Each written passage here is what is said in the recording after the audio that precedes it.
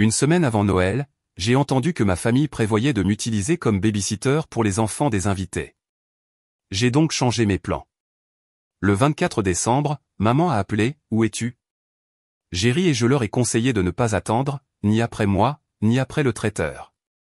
Je m'appelle Margot et à 32 ans, j'ai bâti une carrière réussie en tant qu'organisatrice d'événements, orchestrant des rassemblements parfaits pour les autres tout en veillant toujours à ce que les célébrations de Noël de ma famille soient impeccables. Cette année, j'étais particulièrement enthousiaste jusqu'à ce que j'entende accidentellement ma mère et mes frères et sœurs comploter pour faire de moi la babysitter désignée pour 5 enfants sans même me le demander. La trahison m'a profondément blessé, mais au lieu d'une confrontation, j'ai opté pour quelque chose de bien mieux. D'où nous regardez-vous aujourd'hui? Si votre famille vous a déjà pris pour acquis, abonnez-vous car mon histoire pourrait bien vous inspirer à fixer vos propres limites. La famille, c'est compliqué. La mienne l'est certainement. En apparence, nous semblons très unis, du genre à se réunir pour les dîners du dimanche et à ne jamais manquer un anniversaire. Mais sous cette façade d'image parfaite se cache une dynamique que j'ai mis des années à reconnaître. Je suis l'enfant du milieu de notre fratrie de 3. Ma sœur aînée, Abigail, est la perfectionniste avec des jumeaux, 2 terreurs de 7 ans nommés Jackson et James qu'elle croit, d'une manière ou d'une autre, être des anges incarnés. Mon jeune frère, Thomas, a 3 enfants avec sa femme Penny, Sophie, 9 ans, et les plus jeunes, Emma, 5 ans, et Lucas, 3 ans. Et puis il y a moi, Margot, éternellement célibataire, la fille fiable qui prend toujours les choses en main pour les événements familiaux. Ma mère, Linda, veuve depuis 5 ans après le décès de mon père d'une crise cardiaque soudaine, en est venue à compter sur moi plus que je ne le pense parfois juste. Papa a toujours été mon défenseur, celui qui remarquait quand les autres proposaient mon temps sans me le demander. Sans lui, l'équilibre a basculé. Mon rôle de coordinatrice familiale n'est pas quelque chose que j'ai choisi, mais il a évolué naturellement à partir de mes compétences en organisation. J'ai commencé modestement, en aidant à gérer le timing du dîner de Thanksgiving quand maman semblait dépassée après la mort de papa. Puis ce fut Pâques, puis Noël, jusqu'à ce que, d'une manière ou d'une autre, chaque réunion de famille devienne ma responsabilité à planifier, exécuter et souvent financer. Pendant ce temps, j'ai créé mon entreprise d'organisation d'événements à partir de rien. Commençant par de petites fêtes d'anniversaire et progressant jusqu'à des événements d'entreprise et des mariages qui commandent maintenant des prix élevés. Mon calendrier est réservé des mois à l'avance. Chose que ma famille oublie commodément lorsqu'elle appelle avec des demandes de dernière minute. L'été dernier, Abigail a appelé la veille de son anniversaire, affolée que sa réservation de restaurant ait été annulée. Pourrais-je éventuellement leur trouver quelque chose? Oh, et pourrais-je garder les jumeaux pendant qu'ils sortaient? J'ai annulé mes propres projets et j'ai appelé 3 propriétaires de restaurants qui me devaient des faveurs. À 21h ce soir-là, Abigail et son mari profitaient d'un dîner privé sur un toit que j'avais arrangé, tandis que je supervisais les jumeaux qui refusaient de dormir jusqu'au retour de leurs parents à minuit. Il y a 2 mois, Thomas a eu besoin d'une aide d'urgence pour un projet scolaire pour Sophie. Son texto disait « Besoin d'un diorama de dinosaures pour demain matin. » Une chance que tu puisses aider, on sait tous que tes talents manuels sont bien meilleurs que les miens. Je suis resté debout jusqu'à 2h du matin, créant un paysage préhistorique qui a valu un A+ à Sophie. Ma mère compte sur moi plus que tout. Quand le tuyau a éclaté sous son évier de cuisine, j'ai été son premier appel. Quand elle a eu besoin de comprendre son nouveau smartphone, j'ai passé 4 heures à lui expliquer les fonctions de base. Quand l'arbre du voisin est tombé dans son garage, j'ai géré la déclaration d'assurance parce que la paperasse la dépassait. Pendant des années, j'ai accepté ce rôle sans me plaindre. Après tout, la famille s'entraide. Mais quelque chose a changé au printemps dernier lorsque j'ai rencontré Jason lors d'un gala de charité que je coordonnais. Il était le photographe engagé pour couvrir l'événement. Et entre ses clics d'appareil photo et mes vérifications de presse-papier, nous avons découvert une connexion qui semblait naturelle. Pour la première fois depuis des années, je me suis senti excité à l'idée de sortir avec quelqu'un. Jason comprenait mon emploi du temps chargé car son travail impliquait des exigences similaires. Il appréciait mes compétences en organisation plutôt que de les exploiter. Quand je parlais d'obligations familiales, il écoutait sans jugement, mais posait des questions douces qui me faisaient réfléchir à l'équité de la balance. À l'approche de Noël cette année, j'ai ressenti une nouvelle excitation. Jason et moi sortions ensemble depuis 8 mois, et je voulais qu'il se joigne à notre célébration familiale. J'ai laissé entendre lors de notre dîner de Thanksgiving que je pourrais amener quelqu'un de spécial cette année. Mon annonce a reçu des hochements de tête distraits alors que tout le monde se concentrait sur le repas que j'avais préparé. J'ai commencé à planifier Noël début novembre, commandant des ingrédients spéciaux et fabriquant à la main des ornements personnalisés pour chaque membre de la famille. J'ai réservé le jambon de qualité supérieure chez le boucher, qui n'en propose que 20 chaque saison, payé entièrement de ma poche comme cadeau pour tout le monde. J'ai recherché des activités que les enfants pourraient apprécier, créant des livres de coloriage personnalisés avec des illustrations de nos traditions familiales. Ma salle à manger est devenue le quartier général de Noël avec des listes, des horaires et des sacs de courses organisés par destinataire. J'ai passé les week-ends à décorer la maison de ma mère avec des guirlandes et des arrangements frais, grimpant sur la grande échelle pour placer chaque lumière juste comme il faut pendant qu'elle supervisait d'en bas avec une tasse de chocolat chaud à la main. Cette année serait différente car je prévoyais de présenter Jason à nos traditions. Je nous imaginais servant le dîner côte à côte, sa présence étant une déclaration silencieuse sur ma vie qui avance. Je voulais que ma famille me voie comme plus que leur simple aide fiable. Je voulais qu'ils voient la femme qui avait bâti une entreprise, trouver l'amour et se présenter toujours pour la famille. Je croyais qu'ils l'accueilleraient avec la même chaleur que j'avais toujours montrée à leurs partenaires. Je n'avais aucune idée à quel point j'avais tort jusqu'à ce jour fatidique, une semaine avant Noël. La matinée a commencé comme n'importe quel autre jour de décembre, avec du givre recouvrant les vitres de ma voiture et de la musique de Noël à la radio pendant mon trajet jusqu'à la maison de ma mère. Je suis arrivé tôt pour notre session de planification pré-Noël, transportant des sacs de nouvelles décorations et mon fidèle classeur de planification.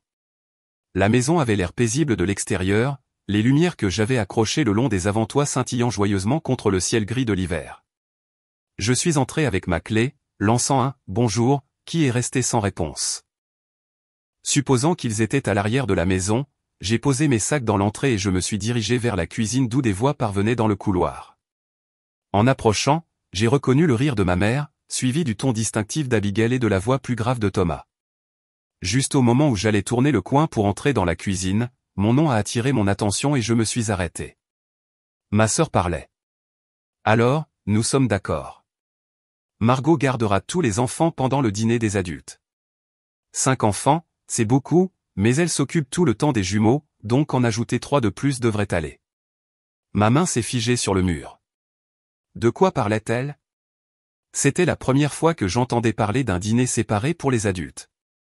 Dans notre famille, Noël avait toujours été tout le monde ensemble autour de la grande table.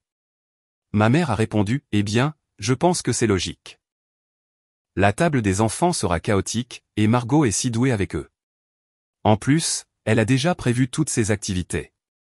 Ces activités étaient prévues pour après le dîner, lorsque nous participerions tous. J'avais créé des chasses au trésor de Noël et des projets d'artisanat auxquels les adultes devaient aider, pas des animations de babysitting. » Thomas a ajouté, « Elle peut manger tôt avec les enfants et ensuite nous pourrons avoir notre dîner en paix pour une fois. » L'année dernière, Lucas a eu cette crise et j'ai à peine pu goûter la nourriture que Margot avait passé toute la journée à cuisiner. J'ai senti une oppression dans ma poitrine en continuant d'écouter, incapable de signaler ma présence. Et elle s'occupera aussi du nettoyage, n'est-ce pas? Elle le fait toujours, a ajouté Abigail. Je pensais qu'on pourrait ouvrir une bonne bouteille de vin cette année sans s'inquiéter de conduire. Peut-être même jouer à des jeux d'adultes après le dîner. Ma mère a ri. Eh bien, ce n'est pas comme si Margot avait d'autres projets. Sans vouloir l'offenser, mais être célibataire pendant les fêtes signifie qu'elle a le temps d'aider. Nous avons tous des partenaires et des enfants à considérer. Les mots m'ont piqué comme une gifle. J'avais explicitement mentionné que j'amenais Jason à Noël cette année. Ne m'avait-il tout simplement pas écouté? Ou pire, l'avait-il entendu mais complètement ignoré? A-t-elle parlé de ce photographe récemment? A demandé Thomas. Je pensais que ça s'était estompé il y a des mois. Oh, ça n'a jamais été sérieux, a rejeté ma mère. Margot se concentre trop sur le travail pour que les relations durent. Souviens-toi de ce comptable il y a quelques années. La même chose. Mon historique relationnel était maintenant disséqué en mon absence avec des informations complètement inexactes. Le comptable avait déménagé à l'autre bout du pays pour une opportunité d'emploi. Nous nous étions quittés en bons termes et Jason était très présent dans ma vie, ce qu'il saurait s'il posait un jour des questions sur ma vie personnelle. Eh bien, ça nous arrange parfaitement, a poursuivi Abigail. Elle peut divertir les enfants à partir de 16 heures. Je dirai aux jumeaux de garder leur démonstration de nouveaux jouets pour tante Margot. Et elle s'occupera aussi des devoirs du Père Noël, n'est-ce pas, a demandé Thomas, emballer les derniers cadeaux et les disposer sous le sapin après que les enfants se soient endormis. Bien sûr, a confirmé ma mère. Margot fait toujours ça. Et le petit déjeuner de Noël le lendemain matin? Souvenez-vous comme elle a fait ses crêpes en forme de bonhomme de neige l'année dernière? Les enfants les ont adorées. Je suis resté figé dans le couloir, mon esprit s'emballant pour cataloguer toutes les suppositions faites sur mon temps. Pas une seule fois quelqu'un ne m'avait demandé si j'étais prête à assumer ces rôles.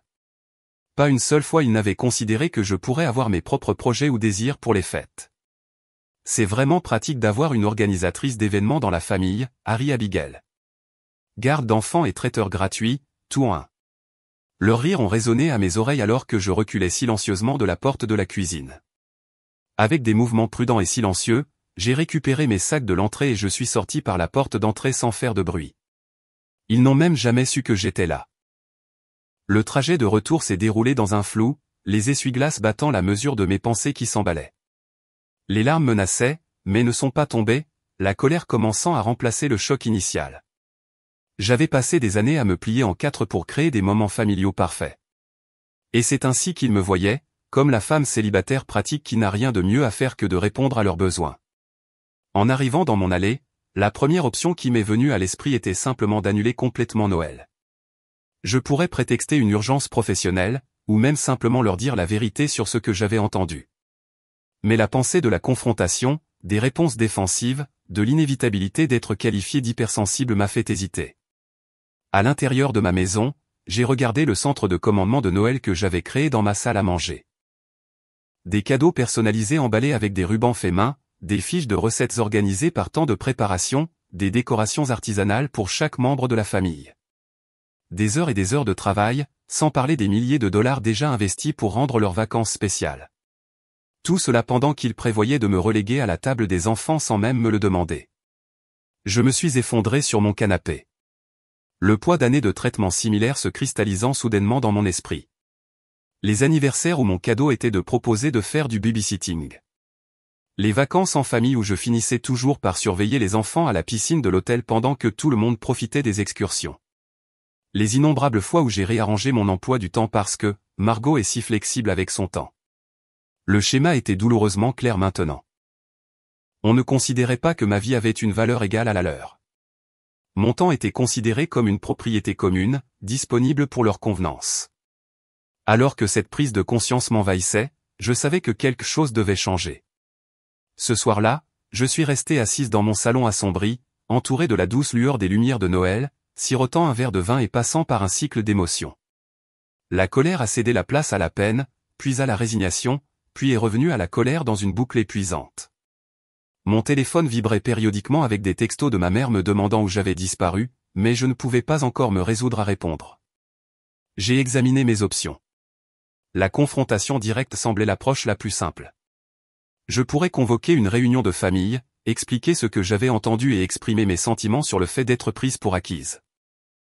Mais l'expérience m'a appris comment cela se passerait. Abigail se mettrait sur la défensive, prétendant que je réagissais de manière excessive. Thomas aurait l'air mal à l'aise et dirait peu de choses. Ma mère fondrait en larmes et me rappellerait à quel point les fêtes avaient été difficiles depuis la mort de papa, déplaçant efficacement la conversation sur son deuil plutôt que sur mes préoccupations. Une autre option était simplement d'accepter le rôle qu'il m'avait assigné. Je l'avais fait d'innombrables fois auparavant. Je pourrais ravaler ma déception, annuler mes projets avec Jason et répondre à leurs attentes. Le chemin de la moindre résistance était bien usé dans notre dynamique familiale. La troisième option était de me retirer complètement. Je pourrais annuler Noël, prétexter une maladie ou une urgence professionnelle et éviter toute la situation, mais cela ressemblait à une fuite, et cela ne ferait que retarder l'inévitable confrontation sur les attentes familiales. À 21h30, mon téléphone a sonné avec le ton familier de ma meilleure amie Sophia. Je lui avais envoyé un texto plus tôt avec un message vague sur un drame familial, et elle appelait pour prendre des nouvelles. Sophia me connaissait depuis l'université et comprenait ma dynamique familiale mieux que quiconque. « Ils ont fait quoi ?» s'est-elle exclamée après que je lui ai raconté ce que j'avais entendu. « Sans même te le demander ? C'est plus qu'inconsidéré, Margot. C'est carrément irrespectueux. » Sa validation a desserré quelque chose dans ma poitrine. Je sais, mais c'est toujours comme ça. Il suppose que je vais tout gérer parce que je l'ai toujours fait. Parce que tu es capable et généreuse, a corrigé Sophia.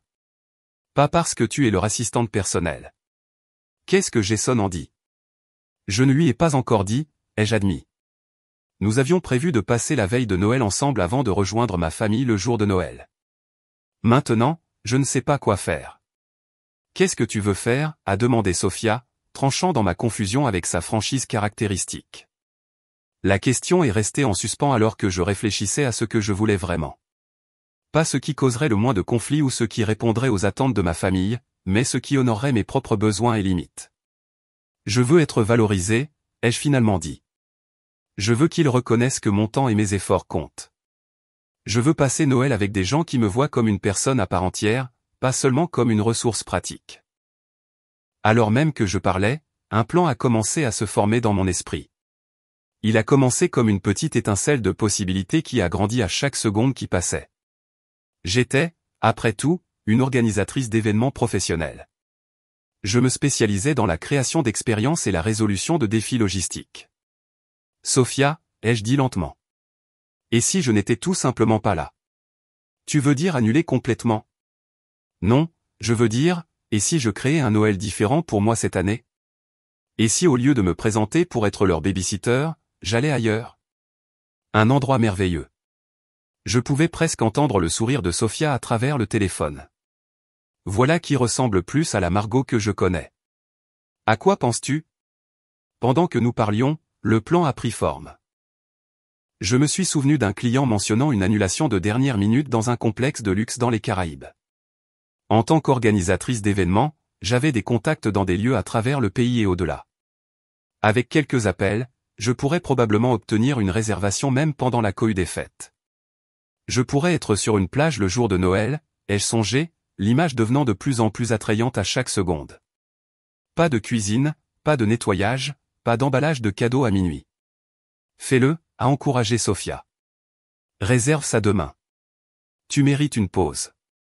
Après avoir terminé l'appel avec Sophia, j'ai ouvert mon ordinateur portable et j'ai commencé à rechercher des options.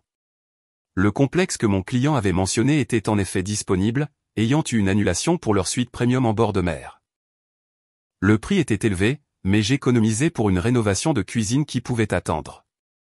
C'était un investissement dans quelque chose de plus important, mon respect de moi-même. Avec une excitation croissante, j'ai réservé la suite pour 5 nuits à partir de la veille de Noël. En entrant les informations de ma carte de crédit, j'ai senti un poids se lever de mes épaules. Pour une fois, je donnais la priorité à mon propre bonheur. Mais qu'en est-il de Jason? Penserait-il que je fuyais un conflit familial? Serait-il déçu de manquer la rencontre avec ma famille? Il n'y avait qu'un seul moyen de le savoir. Malgré l'heure tardive, je l'ai appelé. Quand il a répondu, le bruit de fond suggérait qu'il était encore à une séance photo. Margot, timing parfait. Je viens de finir ici. Tout va bien? Tu n'appelles jamais si tard.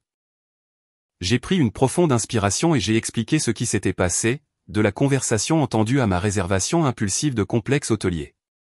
Je sais que c'est de dernière minute, ai-je terminé, mais voudrais-tu venir avec moi? Passer Noël sur la plage au lieu de vivre le drame de ma famille. Sa réponse a été immédiate et enthousiaste. Tu plaisantes? Ça a l'air incroyable. Et pour ce que ça vaut, ce qu'il prévoyait de faire n'était pas correct. Tu mérites un meilleur traitement que ça. Son soutien a solidifié ma résolution. Il y a encore une chose que je veux faire, lui ai-je dit. Je veux toujours m'occuper des arrangements de traiteur pour ma famille. C'est très généreux de ta part compte tenu de tout, a-t-il dit, semblant légèrement confus. Eh bien, ai-je répondu, un sourire se dessinant sur mon visage. J'ai quelque chose de très spécifique en tête. Le lendemain matin, j'ai appelé Ducasse, la société de traiteurs haut de gamme avec laquelle je collaborais fréquemment pour des événements d'entreprise. Le propriétaire, Anthony, a été surpris d'avoir de mes nouvelles si près de Noël. Margot, que puis-je faire pour toi? Situation d'urgence avec un client? En fait, Anthony, c'est une demande personnelle. J'ai besoin d'un dîner de Noël spécial livré chez ma mère, mais avec des paramètres très spécifiques. Nous avons discuté de mes exigences. Un dîner élégant pour 5 adultes avec accord mets et vin, et un repas séparé adapté aux enfants, clairement étiqueté pour les enfants de moins de 10 ans. J'ai précisé que tous les plats devaient être entièrement préparés, ne nécessitant qu'un réchauffage minimal avec des instructions détaillées que même un novice en cuisine pourrait suivre. Pas de problème du tout, m'a assuré Anthony. Nous pouvons tout livrer à 16 h le jour de Noël. Serez-vous là pour le recevoir? Non, ai-je répondu, ressentant un frisson de satisfaction. Je serai hors de la ville. Ils devront s'en occuper eux-mêmes pour une fois. Avec le traiteur arrangé et les vacances réservées, mon plan prenait forme. Je donnerais à ma famille exactement ce qu'elle voulait, un Noël sans mon interférence, mais à des conditions qu'elle n'attendait pas. Parfois, le plus beau cadeau est l'occasion d'apprécier ce que l'on a pris pour acquis. Pendant les jours suivants, j'ai maintenu l'illusion que tout se déroulait comme prévu. Quand ma mère a appelé pour demander pourquoi j'avais manqué notre session de planification, j'ai inventé une histoire sur une urgence avec la fête de Noël d'un client. Elle a accepté cela sans poser de questions, un autre rappel de la façon dont mon travail était à la fois exploité et rejeté par ma famille. Bon, tu t'occupes toujours des courses pour le dîner de Noël, n'est-ce pas, a-t-elle demandé. J'ai donné ton numéro à Abigail pour qu'elle t'appelle au sujet des allergies alimentaires des jumeaux. Il refuse soudainement de manger quoi que ce soit avec du colorant alimentaire rouge. En fait, ai-je répondu, injectant de l'enthousiasme dans ma voix, j'ai arrangé quelque chose de spécial cette année. Un traiteur professionnel de chez Ducasse. Tout sera livré prêt à servir. La surprise de ma mère était évidente. Un traiteur? Mais tu cuisines toujours le dîner de Noël. C'est la tradition. J'ai pensé que ce serait plus facile pour tout le monde, ai-je expliqué. Plus de temps pour profiter des fêtes au lieu d'être coincé dans la cuisine. Après une pause, elle a accepté le changement avec une facilité surprenante. Eh bien, si tu penses que c'est le mieux. Tu sais toujours comment rendre les choses spéciales, Margot. Cet obstacle franchi, je suis passé à la phase suivante de mon plan. Je devais récupérer les décorations personnelles et les objets de famille que j'avais laissés chez ma mère au fil des ans, des objets qui avaient une valeur sentimentale pour moi, mais qui étaient en quelque sorte devenus une propriété commune dans la collection familiale. L'après-midi suivant, je lui ai rendu visite sous le prétexte de vérifier le menu du traiteur. Pendant que ma mère était au téléphone avec un voisin, j'ai discrètement récupéré les ornements peints à la main de ma grand-mère, les chaussettes de Noël que j'avais brodées avec le nom de chaque membre de la famille, et les plats de service anciens que j'avais hérités de la mère de mon père. Ces trésors avaient progressivement migré vers la maison de ma mère parce que c'est là que nous célébrions toujours les fêtes. Mais cette année, ils voyageraient avec moi ou resteraient en sécurité chez moi. C'était un petit acte de réappropriation, mais il me semblait significatif. Tout au long de la semaine, les membres de la famille m'ont contacté avec leurs demandes et suppositions habituelles. Thomas a appelé pour me demander si je pouvais aller chercher des cadeaux de dernière minute pour ses enfants, puisque j'étais si doué pour ce genre de choses. Abigail m'a envoyé un texto pour m'informer que les jumeaux voulaient maintenant jouer une pièce de Noël et auraient besoin de costumes. Ma mère a laissé un message vocal se demandant si je pouvais venir tôt la veille de Noël pour l'aider à réarranger les meubles pour une meilleure circulation. À chaque demande, j'ai donné des réponses évasives. Je verrai ce que je peux faire. Mon emploi du temps est assez chargé cette année. De petites graines de doute qui fleuriraient en prise de conscience lorsqu'ils découvriraient mon absence. Pendant ce temps, je me préparais pour mon escapade. J'ai acheté un nouveau maillot de bain et des vêtements de villégiature, des articles qui n'avaient pas leur place dans ma garde-robe habituelle de décembre. J'ai emballé les cadeaux que j'avais déjà achetés pour ma famille et j'ai pris des dispositions pour qu'ils soient livrés par coursier le matin de Noël. Malgré tout, je ne pouvais pas me résoudre à les laisser sans présent. Chaque paquet comprenait une carte avec un message personnel qui laissait entrevoir mon désir d'une relation plus équilibrée à l'avenir. Jason et moi avons finalisé nos projets de voyage, réservant un vol tôt le matin de la veille de Noël. Il semblait de plus en plus excité par nos vacances spontanées, suggérant des activités et recherchant des restaurants à notre destination. Son enthousiasme a renforcé ma décision de donner la priorité à cette nouvelle relation plutôt qu'à des obligations familiales qui n'étaient ni appréciées ni réciproques. Le jeudi, 3 jours avant Noël, j'ai rencontré Anthony de chez Ducasse pour finaliser les arrangements de traiteur. Nous étions assis dans son bureau à revoir le menu tandis que son personnel préparait les commandes de vacances dans la cuisine animée derrière la cloison vitrée. Donc, pour confirmer, a dit Anthony en vérifiant ses notes, nous avons le dîner pour adultes avec un bœuf Wellington, des légumes divers rôtis, une purée de pommes de terre à la truffe et la tourte au chocolat et aux noisettes pour le dessert. Accord mets et vins inclus. Puis le repas des enfants avec des tendeurs de poulet, du mac and cheese, du brocoli à la vapeur et des biscuits de Noël, le tout étiqueté et avec des instructions de réchauffage. Parfait, ai-je hoché la tête. Et vous avez l'adresse et l'heure de livraison. 16 h le jour de Noël. Anthony a levé les yeux de sa tablette. Tout est prêt. Bien que je doive dire qu'il est inhabituel que vous ne soyez pas là vous-même. Vous êtes habituellement si impliqué dans les événements familiaux. J'ai souri. Cette année, j'essaie quelque chose de différent, je lâche un peu le contrôle. Ce que je n'ai pas dit, c'est que je payais un supplément pour la livraison le jour de Noël, près du double du tarif normal. Mais chaque centime en vaudrait la peine pour imaginer leur visage lorsque le traiteur arriverait sans que je sois en vue. Il y a encore une chose, ai-je ajouté en fouillant dans mon sac. Pouvez-vous vous assurer que cette note est incluse avec la livraison? Il est important qu'elle arrive avec la nourriture. Anthony a accepté l'enveloppe scellée avec le nom de ma mère écrit de ma main soignée. Pas de problème du tout. Autre chose que je devrais savoir? Juste que le paiement a été effectué en totalité, y compris le pourboire pour le personnel de livraison. Ils n'auront rien à fournir, sauf leur signature. Ce soir-là, j'ai assisté à ce qui serait mon dernier dîner de famille avant Noël. Ma mère avait invité tout le monde pour un repas décontracté de pizza à emporter, un contraste saisissant avec le festin de fête élaboré qui était généralement attendu de moi. Alors que nous nous réunissions autour de la table, j'ai remarqué les manières subtiles dont ma famille continuait de prendre ma présence pour acquise. Thomas m'a tendu son plus jeune sans demander quand l'enfant est devenu agité. Abigail a discuté des plans de la veille de Noël qui m'incluaient apparemment dans la supervision d'un concours de maison en pain d'épices pour les enfants. Ma mère a mentionné qu'elle avait dit aux voisins que je serais heureuse de promener leur chien pendant qu'ils rendaient visite à de la famille de l'autre côté de la ville. Pas une seule fois quelqu'un n'a posé de questions sur mes projets ou mes préférences. Pas une seule fois ils n'ont remarqué mon silence inhabituel ou la façon dont j'ai esquivé les questions sur la logistique du jour de Noël.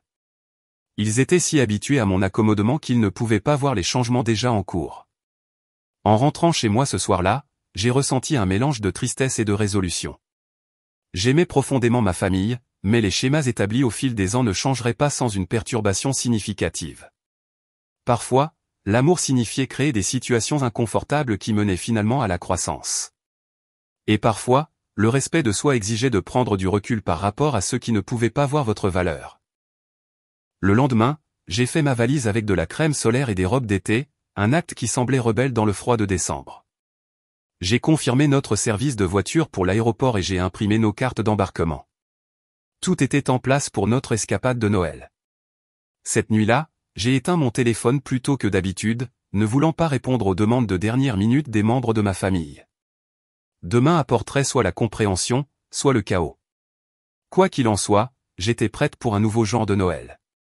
Le matin du 24 décembre s'est levé, clair et froid, la lumière du soleil d'hiver scintillant sur les pelouses couvertes de givre alors que notre voiture de service naviguait dans les rues calmes en direction de l'aéroport. Jason était assis à côté de moi, parcourant les informations du complexe hôtelier sur son téléphone pendant que je regardais par la fenêtre les décorations de fête qui ornaient les maisons que nous passions. Des doutes, a-t-il demandé, remarquant mon expression pensive.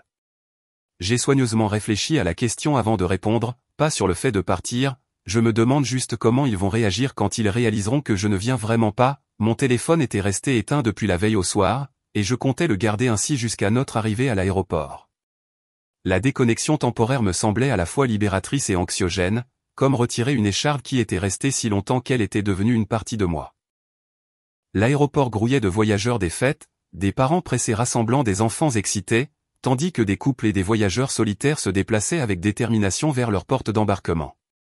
Nous avons enregistré nos bagages et passé la sécurité avec une facilité surprenante, nous retrouvant avec du temps à perdre avant l'embarquement. Dans un café d'aéroport décoré de guirlandes et de sapins miniatures, j'ai finalement rallumé mon téléphone. Comme prévu, les notifications ont commencé à affluer immédiatement. 6 appels manqués de ma mère. 4 d'Abigail. 3 textos de Thomas me demandant si je pouvais prendre des piles en passant. Des messages vocaux s'accumulant en succession rapide. J'ai parcouru les messages avec un étrange détachement, comme si je lisais le drame familial de quelqu'un d'autre. Le dernier texto de ma mère m'a glacé le sang malgré le chauffage excessif de l'aéroport. Margot, où es-tu? Nous attendons pour commencer le petit déjeuner de la veille de Noël. Les enfants réclament tes roulés à la cannelle. Les roulés à la cannelle que je n'avais jamais accepté de faire. Le petit déjeuner auquel je n'avais jamais accepté d'assister. Les attentes empilées sur les suppositions empilées sur des années de conformité. Ils n'ont toujours aucune idée, ai-je murmuré en montrant les messages à Jason. Ses sourcils se sont haussés alors qu'il parcourait les textos de plus en plus frénétiques. Quand vas-tu leur dire? Maintenant, ai-je décidé, mon doigt planant sur les coordonnées de ma mère, mais juste assez pour leur faire savoir de ne pas m'attendre pour les tâches de babysitting. J'ai composé un bref message. Ne serai pas disponible pour la garde des enfants pendant le dîner de Noël demain. Profitez de votre repas entre adultes. Bise, Margot. Délibérément vague. Rien sur où j'étais ou sur le fait que je ne serais présente à aucune des festivités, juste assez pour perturber le plan que j'avais entendu. Quelques secondes après avoir envoyé le texto, mon téléphone a commencé à sonner avec l'appel de ma mère. Je l'ai laissé aller sur la messagerie vocale 2 fois avant de finalement répondre à la 3e tentative. Margot Elisabeth, où es-tu? La voix de ma mère avait le ton sec de quelqu'un qui n'est pas habitué à voir ses attentes déçues. Bonjour, maman, ai-je répondu calmement, signalant à Jason que c'était l'appel. Il m'a fait un pouce levé encourageant. Ne me dis pas bonjour, jeune femme. Les enfants attendent le petit déjeuner, et nous devons finaliser le programme des activités de ce soir. Pourquoi n'es-tu pas là? J'ai pris une profonde inspiration, me recentrant dans le terminal animé de l'aéroport. Je ne viens pas, maman. Ni aujourd'hui, ni demain. Le silence qui a suivi s'est étiré pendant plusieurs secondes avant qu'elle ne réponde, sa voix soudainement incertaine. Comment ça, tu ne viens pas?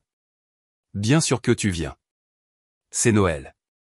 J'ai entendu votre conversation la semaine dernière, ai-je expliqué, gardant ma voix égale malgré l'adrénaline qui parcourait mon système. Celle où toi, Abigail et Thomas avaient décidé que je serais la babysitter pour les 5 enfants pendant votre dîner réservé aux adultes. Celle où vous avez tous ri de mon célibat et du fait que je n'avais rien de mieux à faire. Un autre silence pesant. Quand elle a de nouveau parlé, son ton était passé de l'indignation à l'apaisement. Oh, Margot, tu as mal compris. Nous essayons juste de régler la logistique. Bien sûr, nous voulons que tu sois aussi au dîner des adultes. Tu es hypersensible. Vraiment? Parce que ça me semblait assez clair. Et ça correspond à un schéma, maman. Vous faites tous des plans pour mon temps sans me le demander, comme s'ils vous appartenaient par défaut. Comme si ma vie et mes choix importaient moins que ceux de tout le monde. C'est ridicule, a-t-elle protesté, mais avec moins de conviction. Où es-tu maintenant? Viens juste et nous pourrons en discuter en personne. Je suis à l'aéroport, ai-je répondu, regardant notre vol commencer l'embarquement. Mon vol part dans 30 minutes. À l'aéroport? Sa voix est montée d'un ton. Quel vol? Où vas-tu? En vacances avec Jason, le photographe que vous pensiez tous que je ne voyais plus. La veille de Noël, Margot, tu ne peux pas être sérieuse. Et le dîner de demain? Et les cadeaux des enfants? Et toutes les traditions que tu gères toujours? L'annonce d'embarquement a résonné dans le terminal, appelant notre groupe à la porte. C'est ça le problème, maman. Elles sont devenues ma responsabilité sans que personne ne me demande si je voulais ce rôle. Cette année, je choisis quelque chose de différent. Son ton a de nouveau changé, cette fois-ci pour une panique à peine contenue. Mais qu'en est-il du dîner? Je n'ai rien préparé. Je pensais que tu t'occupais de tout comme d'habitude. Le traiteur sera livré à 16h demain, ai-je expliqué. Tout est payé, avec des instructions détaillées. Dîner pour 5 adultes, repas pour enfants clairement étiquetés. Tout ce que vous avez à faire est de réchauffer et de servir selon les instructions. Traiteur, a-t-elle répété, comme si le mot était étranger. Mais ce n'est pas la même chose qu'un repas fait maison. Les enfants seront si déçus. Les enfants se contenteront très bien de tendeurs de poulet et de biscuits de Noël, les jeux assurés. Et vous, les adultes, apprécierez votre bœuf Wellington et vos accords mets et vins sans avoir à vous soucier de la garde des enfants. Après tout, c'était le plan, n'est-ce pas? Juste sans moi dans le tableau. Notre rangée a été appelée pour l'embarquement, et Jason a fait un geste vers la porte. J'ai hoché la tête, rassemblant mon bagage à main. Je dois y aller maintenant, maman. Notre vol embarque. Margot, attends. Le désespoir dans sa voix était indubitable maintenant. Tu ne peux pas simplement partir. Qu'est-ce qu'on est censé faire sans toi? La question est restée en suspens entre nous, lourde de révélations involontaires. Que était-il censé faire sans moi? Se débrouiller seul. Peut-être apprécier le travail que j'avais toujours fait. Peut-être reconnaître mon absence comme la conséquence de leurs actions. J'espère que vous vous en sortirez, ai-je dit doucement. La nourriture sera livrée. Les cadeaux pour les enfants sont emballés et étiquetés dans le placard de la chambre d'amis.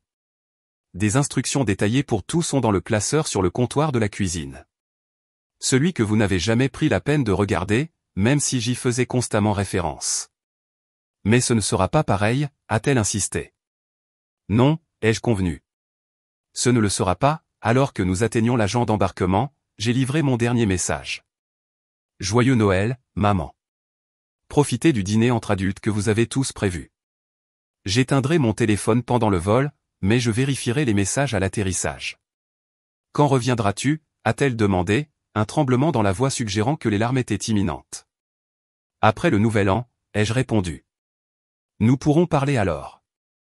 Avant qu'elle ne puisse répondre, j'ai mis fin à l'appel et j'ai mis mon téléphone en mode avion. Alors que Jason et moi trouvions nos sièges dans l'avion, j'ai ressenti un mélange complexe d'émotions. La culpabilité d'avoir perturbé les fêtes de famille, l'anxiété de la confrontation à venir. Mais sous-jacent à tout cela, un profond sentiment de libération. L'avion a roulé sur la piste alors que l'hôtesse de l'air donnait les consignes de sécurité. Alors que nous décollions, montant à travers les nuages vers un ciel bleu clair, je me suis mentalement délesté du poids des attentes que j'avais portées pendant si longtemps. Quoi qu'il m'attende à mon retour, j'avais finalement défendu ma propre valeur dans l'équation familiale. Jason m'a serré la main alors que le signal de la ceinture de sécurité s'éteignait. Ça va? Je me suis tourné vers lui avec un sourire qui semblait plus sincère que tout ce que j'avais réussi à faire depuis des semaines. Maintenant, oui. Joyeux Noël à nous. Alors que notre avion s'envolait vers le sud, vers le soleil et de nouvelles traditions, j'ai laissé derrière moi la neige, le drame familial et des années d'accommodement non réciproques. Pour une fois, Noël serait une question de joie plutôt que d'obligation, et peut-être que lorsque la poussière retomberait, ma famille comprendrait pourquoi cette prise de position avait été nécessaire depuis le début. Le matin de Noël s'est levé avec un soleil doré entrant à flot par les rideaux de notre suite en bord de mer, un contraste saisissant avec le paysage enneigé que j'avais laissé derrière moi. Je me suis dirigé sur le balcon, café à la main, regardant les nageurs matinaux braver les vagues douces tandis que les palmiers se balançaient dans la brise. La scène paisible ne ressemblait en rien à ce qui se passerait normalement chez ma mère, des enfants se précipitant en bas à l'aube, des adultes luttant pour fonctionner sans caféine, et moi orchestrant le chaos soigneusement chronométré de l'ouverture des cadeaux et de la préparation du petit déjeuner. Jason m'a rejointe sur le balcon, m'enlaçant par la taille. Joyeux Noël. Des regrets d'être ici au lieu de là-bas? J'ai sérieusement réfléchi à la question. Étonnamment, non. Les bons moments me manquent, bien sûr. L'excitation des enfants, le moment où tout le monde ouvre le cadeau parfait que j'ai trouvé pour eux. Mais le soulagement de ne pas être responsable du bonheur de tout le monde aujourd'hui l'emporte sur tout le reste. Nous avons passé la matinée à échanger les petits cadeaux que nous avions apportés, à savourer un petit déjeuner luxueux livré par le service d'étage et à nous promener le long du rivage en ramassant des coquillages. Le complexe avait décoré les palmiers avec des lumières scintillantes et des rubans rouges, une version tropicale fantaisiste de Noël qui m'a charmé. À midi précise, alors que nous nous prélassions au bord de la piscine, sirotant des boissons fruitées garnies de petits parasols, j'ai vérifié mon téléphone pour la première fois depuis l'atterrissage de notre vol la veille au soir. L'avalanche de notifications m'a serré l'estomac d'anxiété, mais je me suis forcé à les parcourir méthodiquement. 27 appels manqués, 42 textos, 13 messages vocaux. Ma famille n'avait pas pris mon absence à la légère. J'ai commencé par les messages les plus anciens, retraçant la progression des réactions alors que la veille de Noël s'était déroulée sans moi. Les premiers textos de ma mère oscillaient entre les culpabilisations, les enfants sont si déçus, et les accusations de colère, je n'arrive pas à croire que tu nous abandonnerais comme ça. Les messages d'Abigail étaient prévisiblement égocentriques, comment suis-je censé gérer le comportement des jumeaux pendant le dîner sans ton aide, tandis que ceux de Thomas montraient une perspicacité surprenante, on a vraiment tout gâché, n'est-ce pas? Les messages vocaux racontaient une histoire similaire, la voix de ma mère devenant de plus en plus frénétique à mesure qu'elle réalisait que je n'allais vraiment pas apparaître pour sauver la situation. Le dernier message de la veille de Noël, horodaté à 23h43, capturait son aveu vulnérable. Je ne sais pas comment faire ça sans toi, Margot. J'ai toujours compté sur toi pour que Noël ait lieu. C'était le cœur du problème. J'étais devenu si essentiel à leur expérience des fêtes que mon absence créait un vide que personne n'était préparé à combler. Mais cette dépendance s'était faite au détriment de ma propre joie des fêtes, un prix que je n'étais plus disposé à payer. Les messages du jour de Noël ont commencé tôt avec le texto d'Abigail de 7h12 capturant le chaos familial en temps réel. Les jumeaux se disputent pour savoir qui ouvrira le premier cadeau et maman pleure dans la salle de bain. C'est une catastrophe et c'est de ta faute. Au milieu de la matinée, le ton avait changé. Thomas a envoyé un message étonnamment réfléchi. Je comprends maintenant. On te prend pour acquise depuis des années. Je suis désolé pour ma part là-dedans. Tu manques aux enfants, mais je leur ai dit que tante Margot avait aussi besoin de vacances. Joyeux Noël où que tu sois. Le message vocal de ma mère le matin de Noël était larmoyant, mais moins accusateur. Les traiteurs arrivent à 16h. J'ai trouvé ton classeur avec toutes les instructions. Je n'avais jamais réalisé à quel point tu travaillais pour tout planifier. S'il te plaît, appelle quand tu pourras. Le message le plus surprenant est venu d'Abigail vers 11h. Donc, j'ai dû gérer la crise des jumeaux toute seule ce matin quand ils n'ont pas trouvé les chaussettes spéciales au chocolat du Père Noël que tu fais toujours. Et tu sais quoi? J'ai réalisé que je n'ai jamais eu à gérer leur comportement le matin de Noël parce que tu es toujours intervenu. Ce n'est pas juste pour toi. Il a fallu ton départ dramatique pour que je le voie. Toujours en colère que tu ne nous l'aies pas dit directement, mais je commence à comprendre pourquoi. En parcourant les messages, un poids s'est levé de mes épaules. Il commençait à comprendre. La perturbation que j'avais causée était inconfortable mais nécessaire, les forçant à reconnaître des schémas qui avaient été invisibles lorsque je m'y conformais. Jason a remarqué mon petit sourire alors que je posais le téléphone. Bonne nouvelle? Des progrès, ai-je répondu. Ils sont contrariés, mais ils commencent aussi à comprendre. Thomas s'est même excusé. Vas-tu les appeler? J'ai secoué la tête. Pas encore. Je pense qu'ils ont besoin d'un peu plus de temps avec l'inconfort. Et honnêtement, moi aussi. C'est le premier Noël depuis des années où je ne vérifie pas constamment si tout le monde est heureux. Nous avons passé l'après-midi à faire de la plongée avec tuba. Les poissons colorés et les formations coralliennes offraient une distraction bienvenue des dynamiques familiales. De retour dans notre chambre pour nous préparer pour le dîner spécial de Noël au restaurant en bord de mer du complexe, j'ai de nouveau vérifié mon téléphone. De nouveaux messages étaient arrivés, notamment de ma mère. À 16h37, le traiteur vient d'arriver. Tout est magnifiquement emballé avec des instructions que même moi je peux suivre. La note que tu as laissée m'a fait pleurer. Tu as raison, nous avons profité de ta générosité. Je suis tellement désolé, Margot. S'il te plaît, appelle quand tu seras prête. Je ne m'attendais pas à une reconnaissance aussi rapide du problème. Généralement, ma famille avait besoin de multiples conversations et d'un temps considérable pour accepter la responsabilité d'un comportement blessant. Peut-être que mon absence avait créé un espace de réflexion que ma présence n'avait jamais permis. À 17h45, Abigail a envoyé une photo du dîner pour adultes élégamment dressé avec la légende « C'est délicieux, mais ça n'a pas le même goût sans toi ici. Les enfants se comportent bien avec leur repas spécial. Tu as pensé à tout, même en ton absence. » Les messages ont continué tout au long de la soirée. Thomas a envoyé une vidéo des 5 enfants chantant un chant de Noël qu'ils avaient apparemment répété comme surprise pour moi. Ma mère a envoyé une photo de la famille réunie autour du sapin avec un espace vide visible où je serais normalement assise. Au moment où Jason et moi sommes revenus de notre dîner de Noël aux chandelles, je me sentais émotionnellement prête à répondre. Pas avec un appel, qui pourrait dégénérer en demande larmoyante pour mon retour, mais avec un message de groupe qui articulait clairement mes sentiments. J'ai composé le message avec soin. Joyeux Noël à tous. Je suis en sécurité et je vais bien. J'avais besoin de ce temps loin pour digérer ce que je ressens depuis des années. Quand je vous ai entendu prévoir de m'utiliser comme babysitter par défaut sans même me le demander, cela a cristallisé un schéma qui dure depuis trop longtemps. Mon temps, mes efforts et ma présence ont été pris pour acquis. J'ai été traité comme une ressource plutôt que comme une personne avec mes propres besoins et désirs.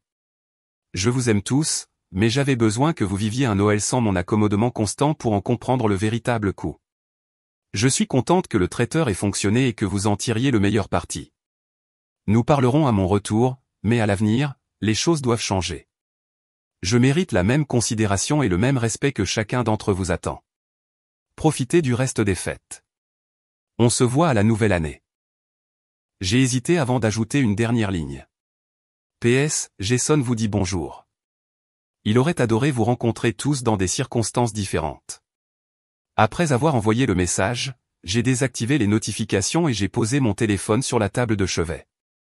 Quelles que soient les réponses, elles pourraient attendre le matin. Ce soir, c'était pour regarder le clair de lune sur l'océan et apprécier le cadeau que je m'étais offert, la liberté de donner la priorité à mon propre bonheur. Alors que nous nous endormions au son des vagues à l'extérieur de notre fenêtre, j'ai ressenti un sentiment de paix qui avait manqué à Noël depuis des années. Parfois, la chose la plus aimante que vous puissiez faire pour vous-même et pour les autres est de prendre du recul et de créer un espace pour le changement. Les premières réactions de ma famille suggéraient qu'ils étaient capables de la croissance que j'espérais, mais seul le temps dirait si cette perturbation mènerait à une transformation durable de notre dynamique. Quoi qu'il en soit, j'avais franchi la première étape cruciale vers une relation plus équilibrée avec les personnes que j'aimais, et c'était un cadeau de Noël qui valait la peine d'être célébré. 3 semaines après Noël, j'ai déverrouillé la porte de mon appartement, faisant rouler ma valise sur le seuil pour entrer dans cet espace familier qui me semblait en quelque sorte différent après mon séjour. Les vacances prolongées avec Jason s'étaient transformées en une exploration de la culture locale au-delà des limites du complexe hôtelier, avec des excursions impromptues dans des villages côtiers et des soirées à déguster la cuisine régionale dans des restaurants où les touristes s'aventuraient rarement. L'expérience avait été réparatrice d'une manière que je n'avais pas anticipée, offrant non seulement une évasion des obligations familiales, mais aussi une redécouverte de ma propre curiosité et spontanéité. La première réunion de famille après mon retour était prévue pour le dimanche suivant, une célébration d'anniversaire pour mon neveu Lucas. J'ai abordé l'événement avec un mélange de détermination et d'appréhension, incertaine si les prises de conscience de mon absence à Noël se traduiraient par des changements significatifs ou si nous retournerions aux schémas établis sous la pression de l'interaction en face à face. Quand je suis arrivé chez Thomas et Penny, portant un cadeau modestement emballé plutôt que les fournitures de fête élaborées que j'aurais normalement apportées, les premiers saluts ont été maladroits.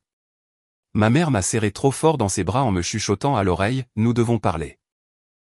Abigail m'a offert un bonjour rigide, son expression gardée. Seul Thomas semblait sincèrement détendu, m'accueillant avec un sourire chaleureux et un sincère, content de te revoir.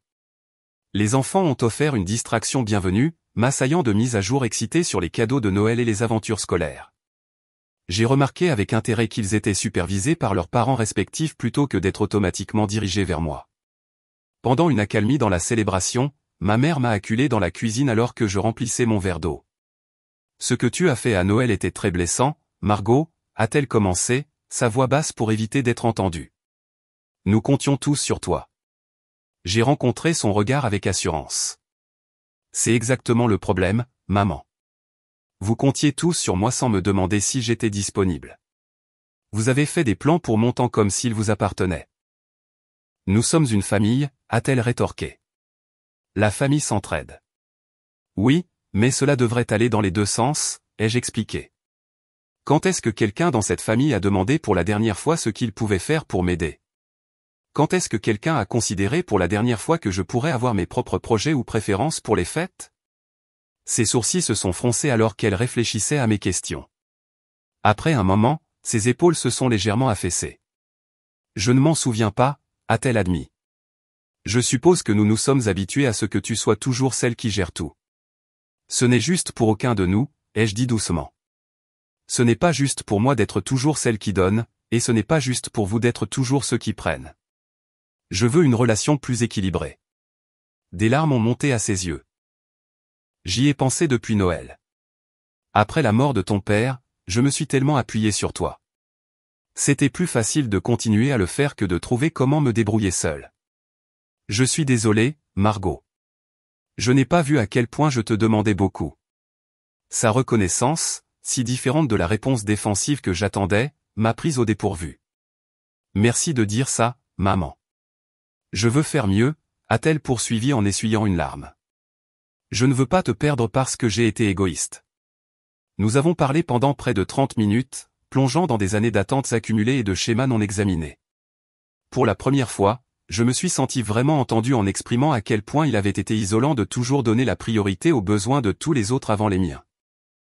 Et pour la première fois, j'ai vu ma mère comme quelqu'un qui luttait avec ses propres difficultés plutôt que de simplement imposer des exigences sur mon temps. Plus tard dans l'après-midi, Abigail s'est approchée de moi sur la terrasse arrière où j'étais sorti pour un moment de calme. « C'était un sacré coup que tu as fait à Noël », a-t-elle dit, son ton délibérément léger, bien que ses yeux soient restés sérieux. Ce n'était pas un coup, ai-je corrigé. C'était une limite. Elle a bu une gorgée de sa boisson, considérant mes mots. Les jumeaux ont demandé de tes nouvelles tous les jours. Où est tante Margot? Pourquoi n'est-elle pas là? Elle a fait une pause. Je n'avais pas de bonne réponse. Parce que dire nous avons profité d'elle jusqu'à ce qu'elle en ait assez ne semblait pas approprié pour un enfant de 5 ans. Malgré moi, j'ai ri. Qu'est-ce que tu leur as dit?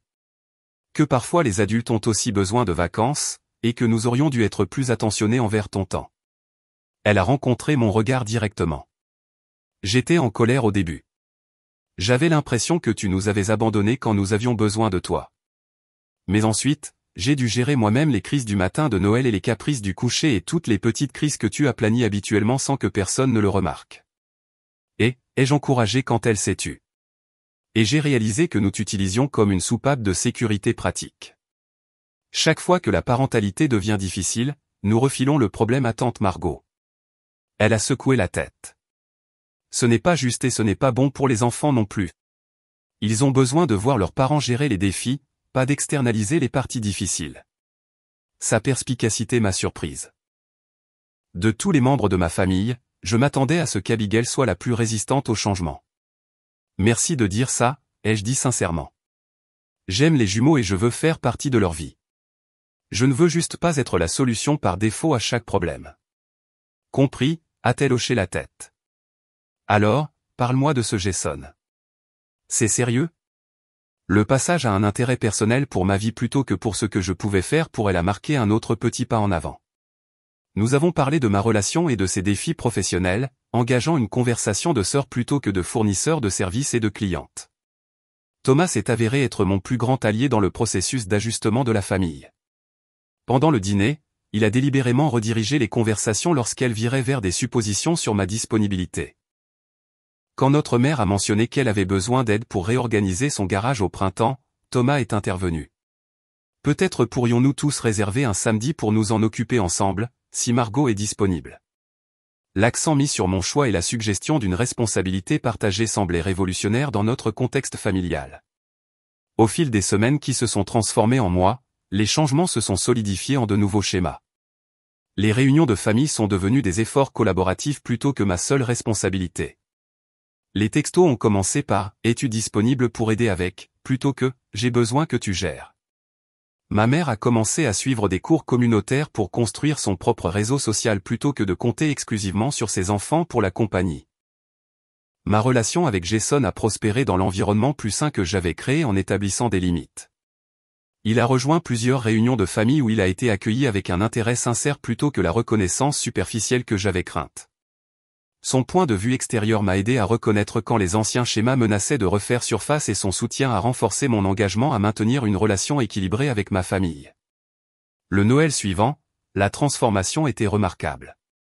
La planification a commencé par une réunion de famille en novembre où les responsabilités ont été réparties équitablement entre tous les membres adultes. Ma mère a accueilli, Thomas s'est occupé des activités des enfants. Abigail a géré l'échange de cadeaux, et j'ai coordonné le repas, mais avec des contributions significatives de tout le monde.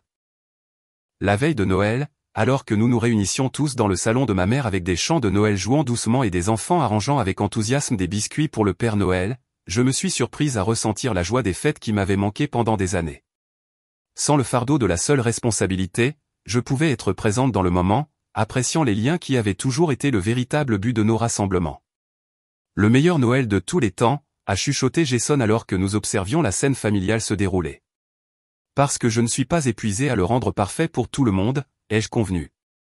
Plus tard dans la soirée, alors que les enfants se sont finalement endormis et que les adultes profitaient d'un moment de calme autour du sapin, ma mère a levé son verre pour porter un toast. À Margot, a-t-elle dit, ses yeux rencontrant les miens avec compréhension, qui nous a appris qu'aimer quelqu'un signifie respecter ses limites, pas seulement accepter ses sacrifices. Merci d'avoir eu le courage de nous montrer une meilleure façon d'être une famille. Le voyage n'avait pas été facile. Il y avait eu des moments de régression, des conversations inconfortables et le travail difficile d'établir de nouvelles attentes. Mais le résultat valait chaque moment difficile, une famille qui fonctionnait par le respect mutuel plutôt que par l'exploitation commode, et des relations qui nourrissaient plutôt qu'elles n'épuisaient. En regardant les visages de ceux que j'aimais, j'ai compris que parfois le plus grand acte d'amour est de défendre sa propre valeur. Ce faisant, vous créez la possibilité de relations construites sur le soin mutuel plutôt que sur l'obligation déséquilibrée. La chaise vide que j'avais laissée le Noël précédent avait fait de la place pour une croissance qui a profité à tout le monde. Donc, si vous vous êtes déjà retrouvé à donner et donner sans recevoir grand-chose en retour, souvenez-vous que fixer des limites n'est pas égoïste. C'est nécessaire. Votre temps, vos efforts et votre présence sont des cadeaux précieux qui méritent d'être reconnus et appréciés. Et ceux qui vous aiment vraiment s'élèveront pour répondre à la norme que vous avez fixée.